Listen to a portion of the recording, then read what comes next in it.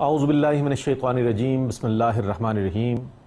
ناظرین محترم السلام علیکم ورحمۃ اللہ وبرکاتہ۔ میں ہوں آپ کا میزبان محمد رئیس احمد، اور ماہ محرم الحرام کی مناسبت سے پیش کیا جا رہا ہے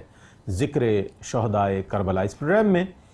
میٹرو ون نیوز نے یہ کوشش کی ہے کہ شہدائے کربلا کی خدمت میں خراج عقیدت پیش کیا جائے، آپ کے ان اوصاف حمیدہ کا ذکر کیا جائے کہ جو قافلہ حسینی کے ایک ایک فرد میں نظر آ رہا ہے، خاص طور پہ امام علی مقام سیدنا امام حسین رضی اللہ تعالیٰ عنہ اور آپ کے اصحاب و انصار میں جو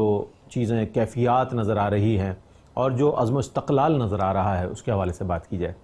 ناظرین، اگر ہم آج اسلامی دنیا پر نظر ڈالیں تو بظاہر یہ نظر آتا ہے کہ جناب 54 یا 56 اسلامی ممالک اس وقت ہمارے منظرنامے پر نظر آ رہے ہیں۔ بہت زیادہ افرادی قوت بھی ہے، حربی قوت بھی ہے، مالی طور پر بھی بہت مستحکم ہے،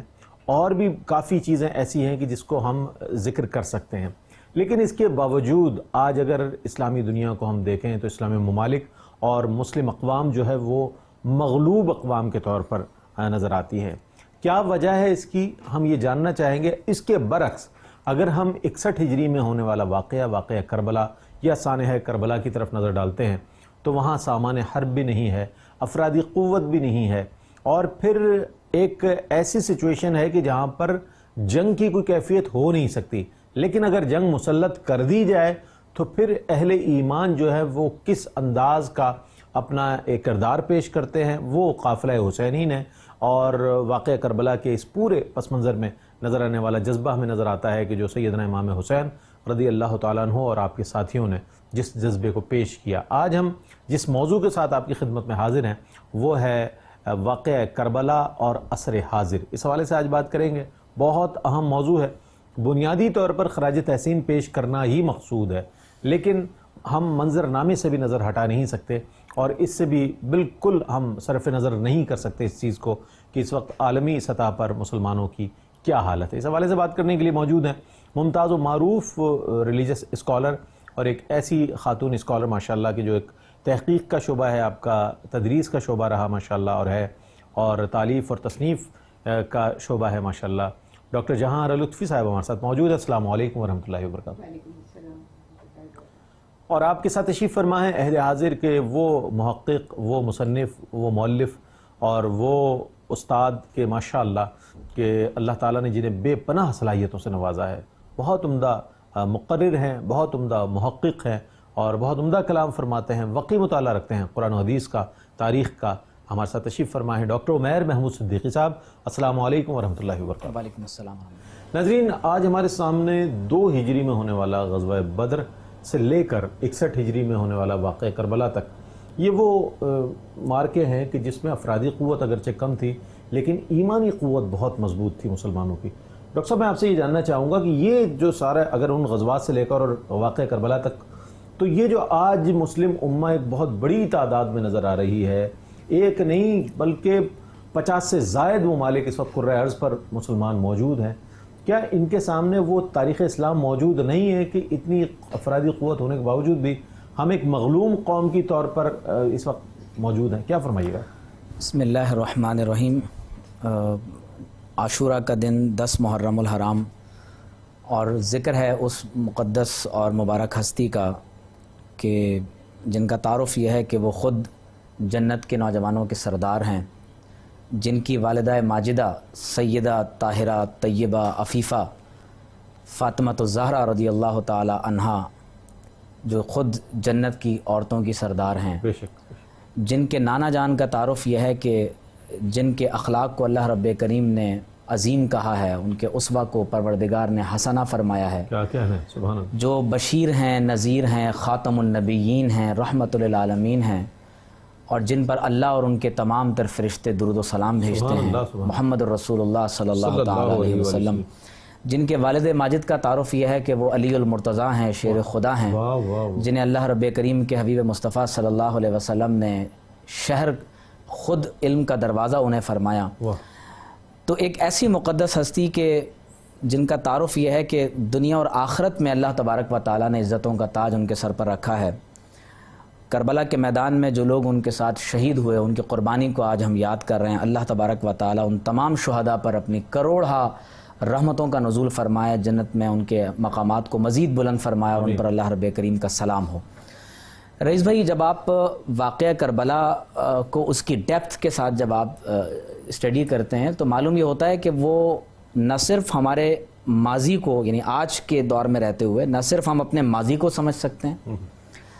بلکہ اپنے حال اور مستقبل کی تعمیر بھی کر سکتے ہیں، کیونکہ ہمارا جو نوجوان ہے، ہماری نوجوان نسل آج اپنے ماضی سے غافل ہے، حال سے بیزار ہے اور مستقبل سے مایوس ہے۔ جب آپ واقعہ کربلا کو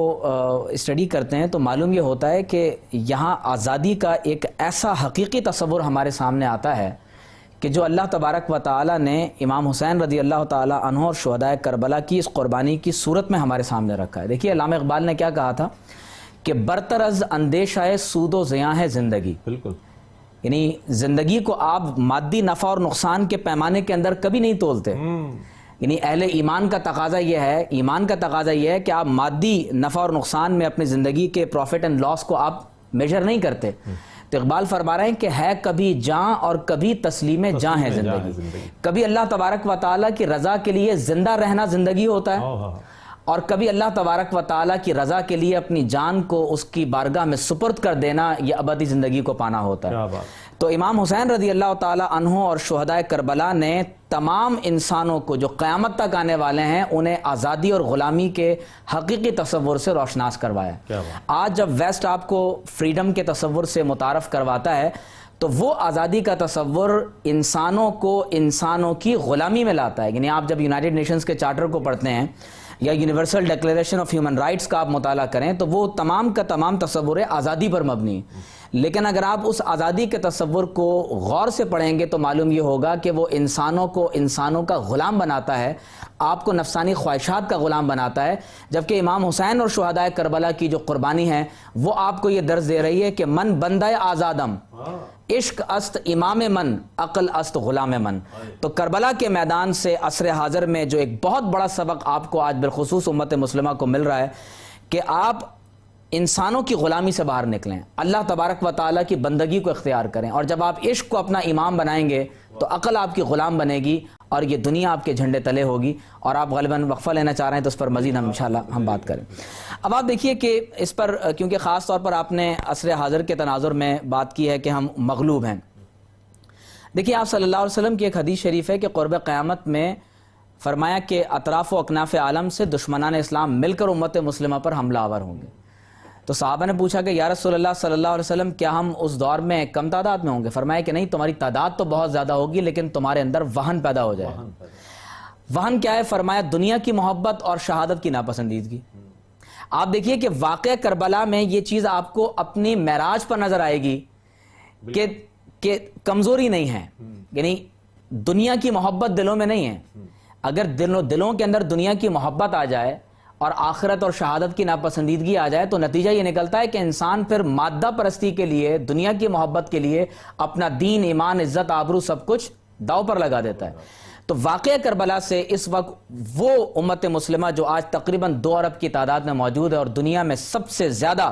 تعداد اس وقت مسلمانوں کی ہے، اور اس کے باوجود وہ خس و خاشاک کی طرح مغرب کے طوفان کے اندر جو ہے وہ بہتے چلے جا رہے ہیں، تو ان کے لیے پیغام یہ ہے کہ اپنے اندر سے وہن کو دور کرو۔ جیسے شہداء کربلا نے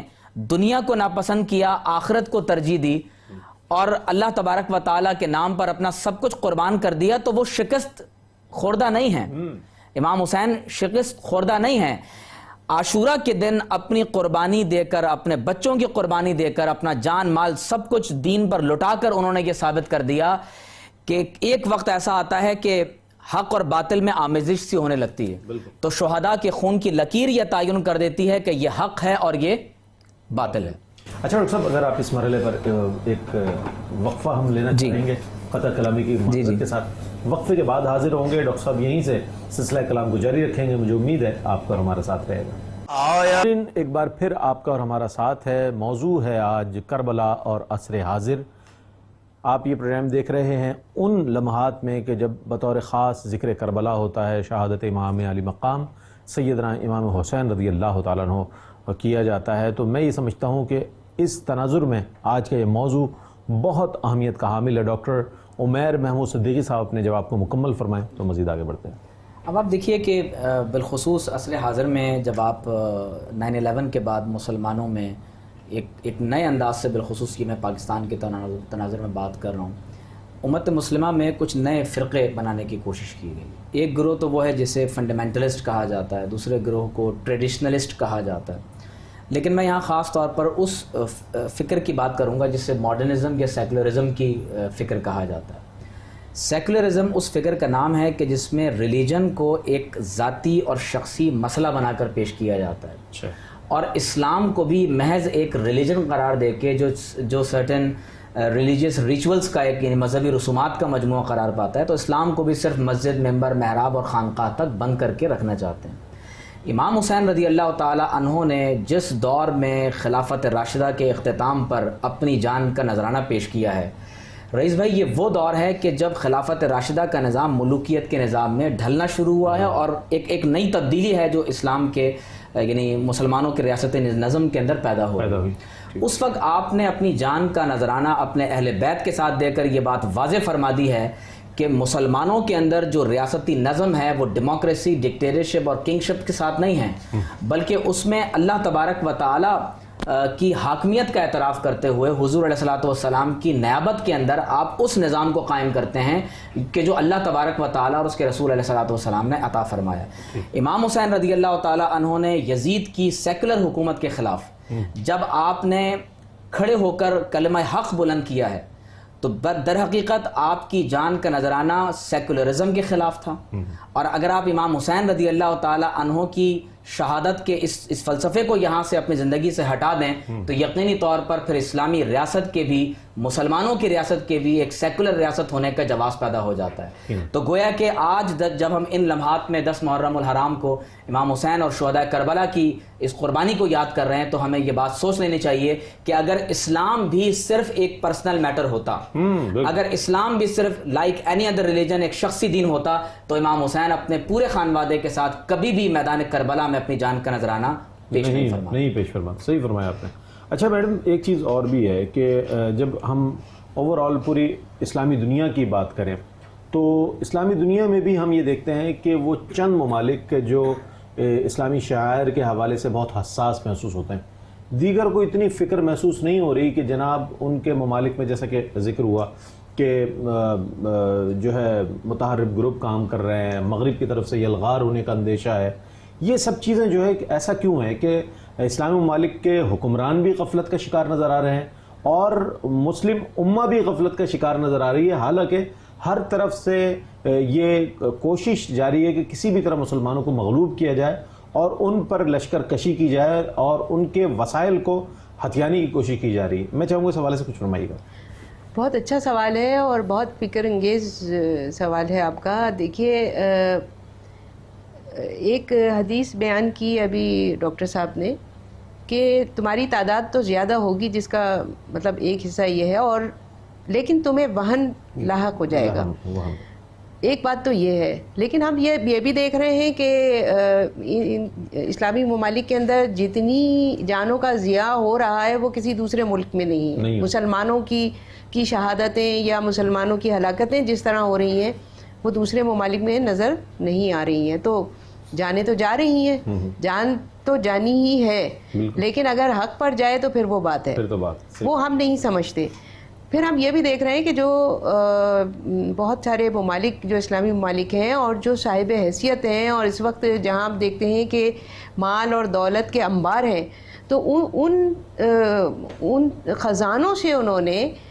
اپنی زندگی کے لیے تعیشات فراہم کیے اور اپنے لیے جو انہوں نے ایک زندگی کا ایک سیٹ اپ بنایا ہے وہ شاہانہ انداز کا، وہ نہیں چاہتے کہ وہ اس کی قربانی دیں. اسلام یہ چاہتا ہے، اور حضرت امام حسین رضی اللہ تعالیٰ عنہ کا بھی یہی کہنا تھا کہ جو خلیفہ وقت ہوتا ہے اس کے دروازے پہ دربان نہیں ہونا چاہیے. دربان کیوں؟ اس کو عالیشان مکانوں میں نہیں رہنا چاہیے، محلوں میں نہیں، محلات اس کے لیے نہیں ہیں. یہی ان کا کہنا تھا اور اسی کے خلاف انہوں نے قدم اٹھایا. دوسرا یہ کہ اگر کوئی نااہل ہے، پورا نہیں اترتا، تو وہ کیوں اس منصب کے اوپر بیٹھے گا؟ صرف اس لیے کہ اس کا باپ بھی اس منصب پر تھا. یہ ایک بات، موروثی چیز نہیں ہے یہ. اگر ایسا ہوتا تو حضرت سیدنا عمر فاروق رضی اللہ تعالیٰ عنہ اپنے بیٹے کو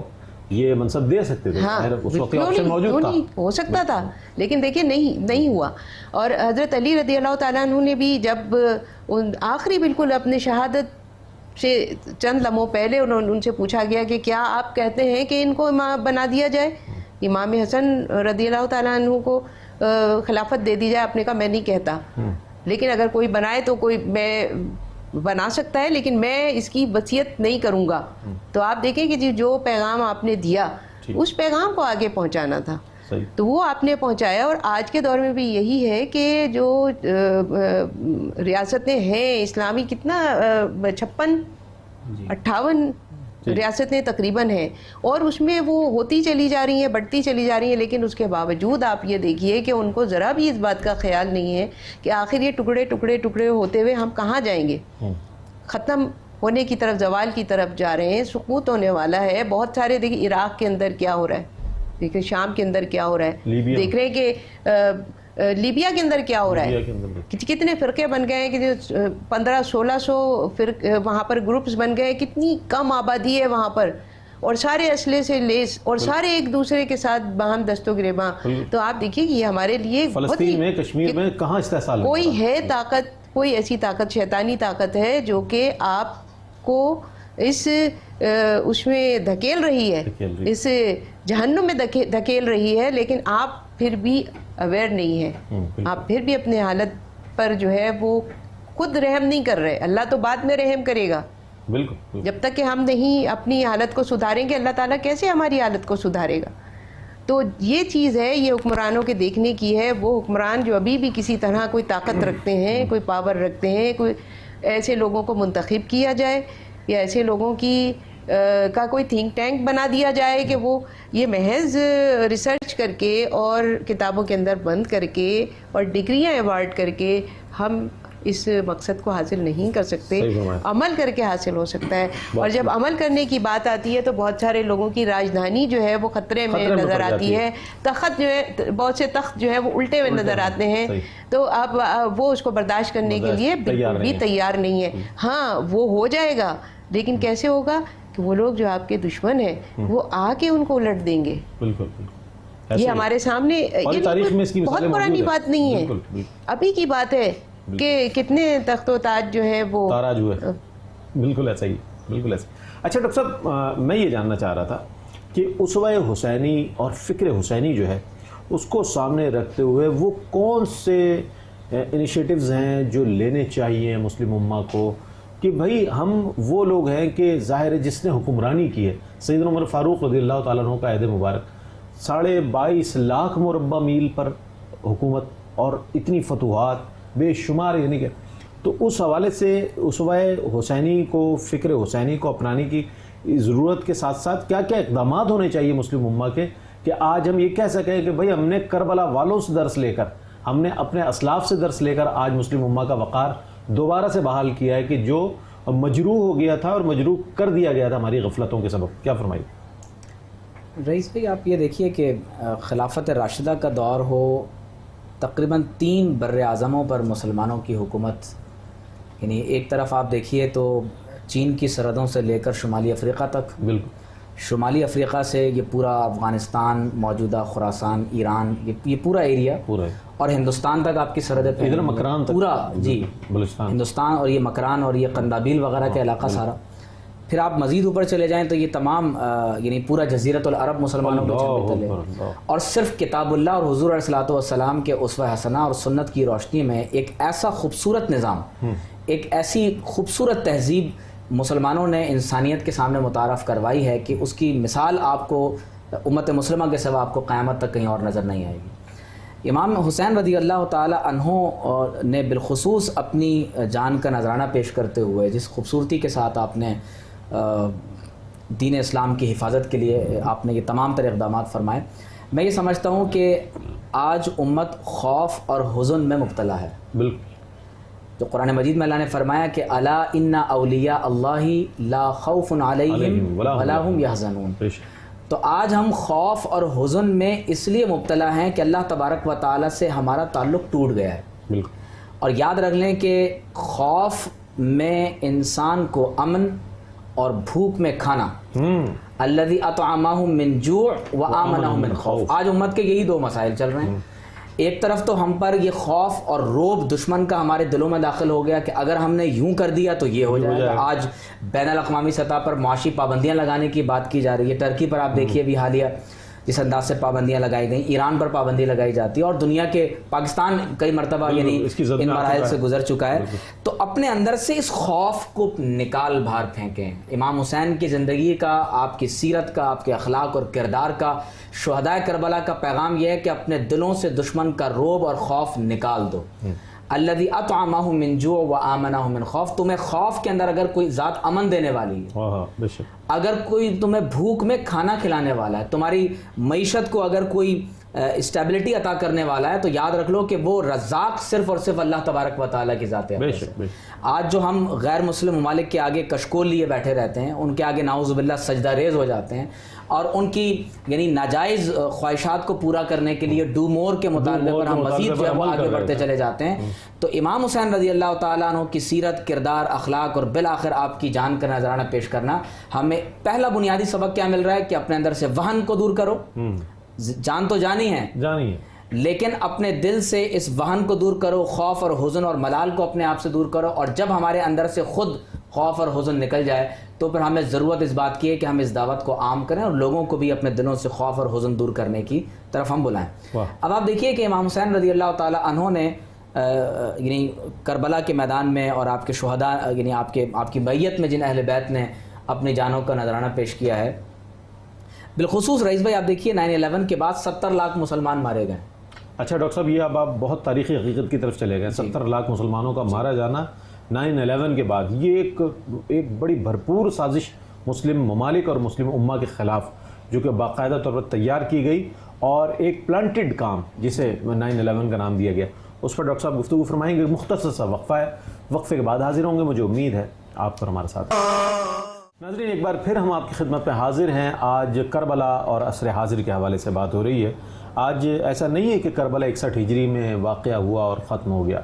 آج میں یہ سمجھتا ہوں کہ فلسطین میں بھی کربلا واقع ہے، آج لیبیا میں بھی کربلا واقع ہے، آج کشمیر میں بھی کربلا واقع ہے. آج ہر اس ملک میں کربلا اپنا منظر پیش کر رہی ہے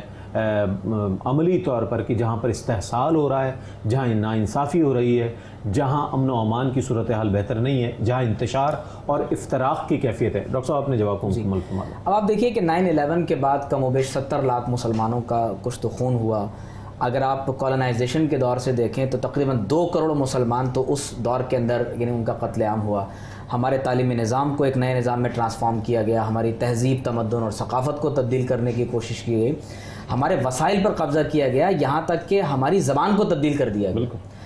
اس قدر مظالم کے سہنے کے باوجود آج تک امت مسلمہ کی سمجھ میں بات یہ نہیں آئی کہ تمہارے افتراق اور انتشار میں دشمن کی کامیابی موجود ہے. بالکل اس وقت بین الاقوامی سطح پر آپ دیکھیے کہ ایک ایک کر کے مسلم ریاستیں ہمارے ہاتھ سے نکل رہی ہیں، وہ افغانستان ہو، عراق ہو، سیریا ہو، فلسطین ہو، کشمیر ہو. صرف پاکستان کے اندر آپ دیکھیے کہ 1 لاکھ مسلمان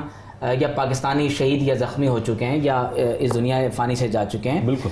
اس وقت گریجولی دشمن آپ کو نان اسٹیٹ ایکٹرز یعنی غیر سرکاری اداکار اور غیر سرکاری تنظیموں کے ذریعے سے بالآخر آپ کو ڈی اسٹیبلائزیشن کی طرف، ڈی مورلائزیشن کی طرف، کرائسس پیدا کرنے کے بعد آپ کو بلکنائزیشن کی طرف لے جایا جا رہا ہے. اور اس کا الٹیمیٹلی اینڈ یہ ہے کہ آپ گریجولی ایک اسلامک ورلڈ وار کی طرف جا رہے ہیں. یعنی جس انداز سے آپ فرقہ وارانہ فسادات کے اندر اس وقت امت مسلمہ کو دھکیلنے کی کوشش کی جا رہی ہے، میں اس وقت بالخصوص پوری امت مسلمہ کو یہ پیغام دینا چاہوں گا کہ واقعہ کربلا آپ کو اتفاق، اتحاد، نظم، ایمان اور باہمی محبت اور مودت کا ایک ایسا پیغام دینا چاہتا ہے کہ آج عاشورہ کے دن ہم عہد وفا کریں، ہم اس وعدے کی تجدید کریں کہ جو اللہ تبارک و تعالی نے فرمایا تھا کہ وَاعْتَصِمُوا بِحَبْلِ اللَّهِ جَمِيعًا وَلَا تَفَرَّقُوا، کہ تم ایک دوسرے کے ساتھ مل کر یعنی باہم مل کر اللہ تبارک و تعالی کی رسی کو مضبوطی سے تھام لو اور فرقہ واریت کے اندر نہ پڑو.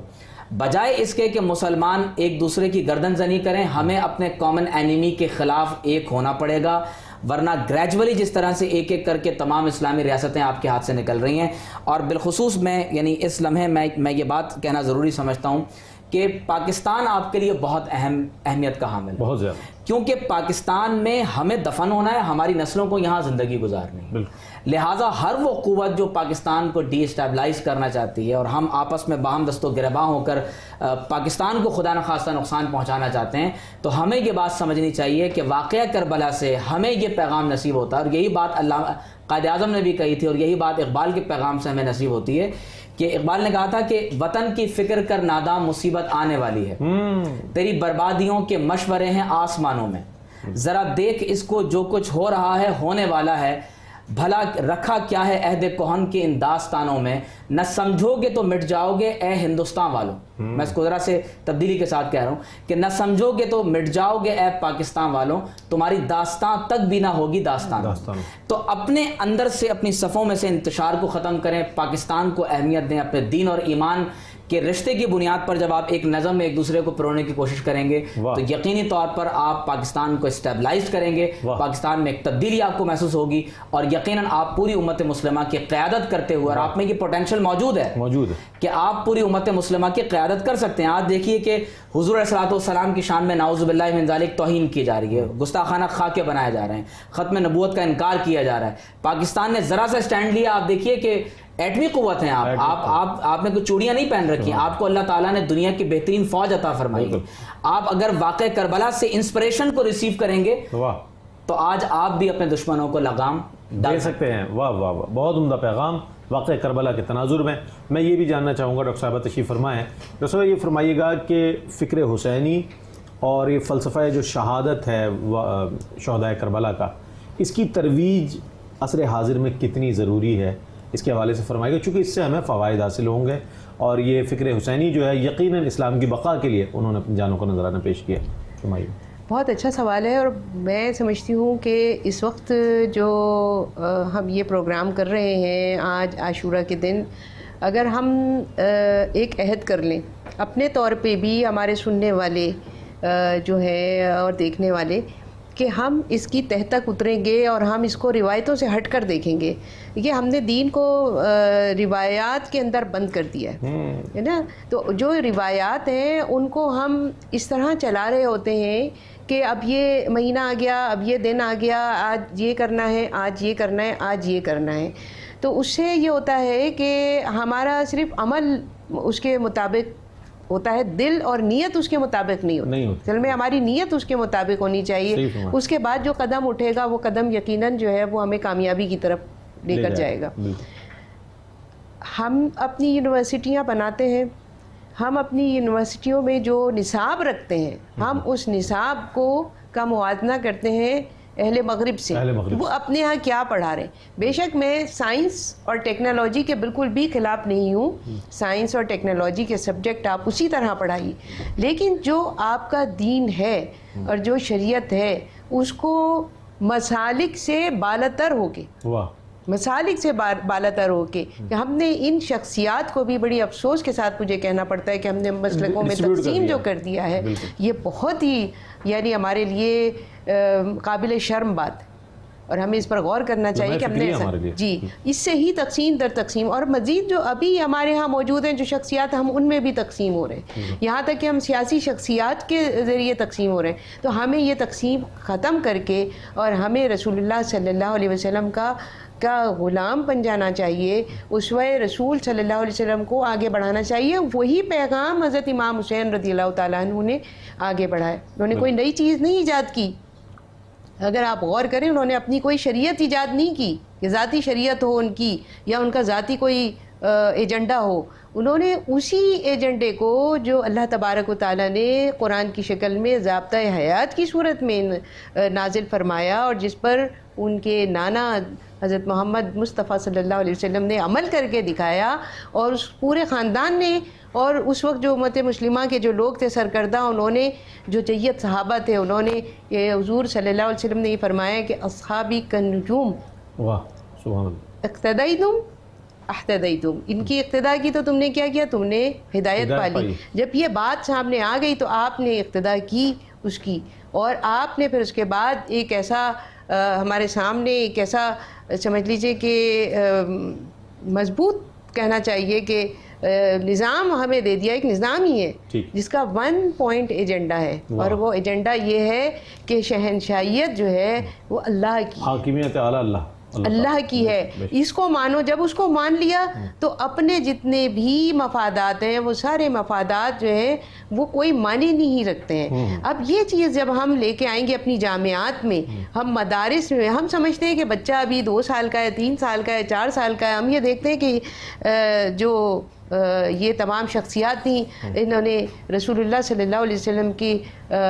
آغوش میں یہ اتنی عمر گزاری تھی، تو کیوں ان کے اندر اتنی پختگی تھی؟ سوال یہ پیدا ہوتا ہے کہ وہ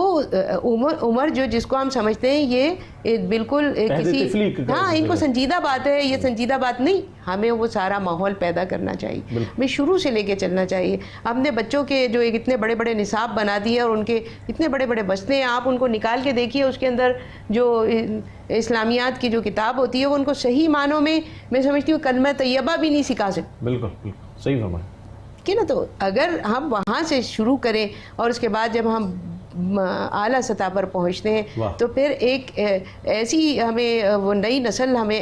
حاصل ہونی چاہیے کہ جس کے دل کے اندر اللہ کی محبت بھی ہو، اللہ کا ڈر بھی ہو۔ امام حسین رضی اللہ تعالیٰ عنہ نے تقویٰ کی بات کی تھی، وہ تقویٰ ان کے اندر موجود ہونا چاہیے۔ رسول اللہ صلی اللہ علیہ وسلم کی محبت صرف ربیع الاول کے مہینے میں قید نہیں ہونی چاہیے، بقیہ 11 مہینوں میں ویسے ہی جلسوں میں قید نہیں ہونی چاہیے، لیکن ہمیں اس سے آگے بڑھ کے کام کرنا ہے، تب ہماری آنکھیں کھلیں گی۔ بالکل اور تب ہمیں یہ شعور کی بات ہے۔ ہم کیوں سمجھتے ہیں کہ جی میڈیکل پڑھ رہے ہیں تو اس کے ساتھ دین نہیں پڑھ سکتے؟ دین تو تمام چیزوں کا، انجینئرنگ پڑھ رہے ہیں اس کے ساتھ دین نہیں پڑھ سکتے، وکالت پڑھ رہے ہیں اس کے ساتھ دین نہیں پڑھ سکتے۔ دین تو جو ہے وہ اٹیچ ہے زندگی کے ہر لمحے سے، تو پھر کیسے ہم اس کو علیحدہ کر لیں؟ یہ ہمارے ساتھ ہوگا تو یقیناً ان شخصیات کے حوالے سے ان کے ناموں پر ہمیں اپنے اداروں کے نام رکھنے چاہیے، اسکولوں کے نام رکھنے چاہیے، تاکہ کم از کم یہ پتہ تو ہو کہ یہ ہمارا اسکول جس میں ہم پڑھنے جاتے ہیں، ہماری جامعہ جس میں ہم جاتے ہیں، ادارہ، یہ کس سے منسوب ہے۔ بالکل بہت اچھی بات۔ ہم تو منسوخ کرنے میں بھی شرم محسوس کرتے ہیں، تو جب تک ایسا نہیں ہوگا اس پر پوری طرح عمل درآمد نہیں ہو سکتا، رزلٹ نہیں ملے گا، ہمیں رزلٹ نہیں ملے گا، اللہ تعالیٰ ہمیں پتہ نہیں کہاں لے کر جائے گا اگر ہم۔ صحیح فرمایا، بہت فکری انداز میں جوابات آپ تک پہنچے۔ میں بہت شکریہ ادا کروں گا آپ کی تشریف آوری کا، ڈاکٹر صاحب آپ تشریف لائے اور آپ دونوں نے وقت عنایت فرمایا آج کے اس پروگرام کے لیے۔ ناظرین محترم، 1440 ہجری محرم الحرام کی مناسبت سے میٹرو ون نیوز نے شہدائے کربلا اور امام علی مقام سیدنا امام حسین رضی اللہ تعالیٰ عنہ کی خدمت میں اس خراج عقیدت کو پیش کیا۔ اللہ تعالیٰ قبول فرمائے اور ان کی ذات و کردار سے، ان اوصاف سے ہماری سیرت و کردار کو اللہ تعالیٰ منور فرمائے۔ میں دنیا شعر و ادب کی عظیم شخصیت جناب افتخار عارف کا ایک کلام پیش کر رہا ہوں، اس کے بعد آپ سے اجازت لیں گے کہ میانے تیغ و سنا لا الہ الا اللہ، میانے تیغ و سنا لا الہ الا اللہ، حدیث شعلہ بجاں لا الہ الا اللہ، مقام سجدہ بے اختیار عجز تمام، مقام سجدہ بے اختیار عجز تمام، کمال حرف بیان لا الہ الا اللہ، جہاں رسول کے نقش قدم وہاں پہ علی، جہاں رسول کے نقش قدم وہاں پہ علی، وہیں حسین جہاں لا الہ الا اللہ، وہیں حسین جہاں لا الہ الا اللہ، ہر امتحان ہر ایک ابتلا کی منزل میں، ہر امتحان ہر ایک ابتدا کی منزل میں، قرار دل زدگاں لا الہ الا اللہ، قرار دل زدگاں لا الہ الا اللہ، شہود و شاہد و مشہود ایک ہوں کہ نہ ہوں، شہود و شاہد و مشہود ایک ہوں کہ نہ ہوں، امین و امن و امان لا الہ الا اللہ،